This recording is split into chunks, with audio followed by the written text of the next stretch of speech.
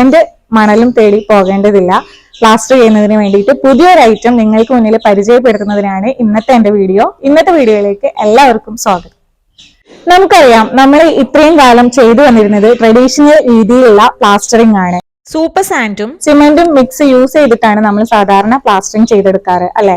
അപ്പോ ഇപ്പോ ആ ഒരു പ്ലാസ്റ്ററിംഗ് ചെയ്യുന്ന രീതിയിൽ വലിയൊരു മാറ്റം എന്നല്ല, അഡ്വാൻസ്ഡ് ആയ ഒരു കാര്യം കൂടിയാണ് നിങ്ങൾക്ക് കാണിച്ചു തരുന്നത്.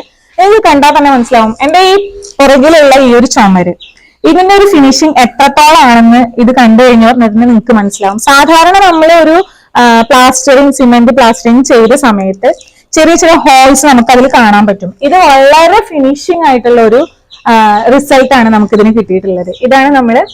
ഇതിനെ കുറിച്ചിട്ടാണ് ഇന്ന് നമ്മൾ പറയാൻ പോണത്. അപ്പൊ നമുക്ക് ആ കാര്യം എന്താണെന്നുള്ളത് കാണാം. ജിമാക്സ് എന്ന് പറയുന്ന കമ്പനിയുടെ എക്സ്പ്രസ് പ്ലാസ്റ്റ് എന്ന് പറയുന്ന മെറ്റീരിയൽ ആണ് നമ്മൾ ഇന്ന് പ്ലാസ്റ്ററിങ്ങിന് വേണ്ടിയിട്ട്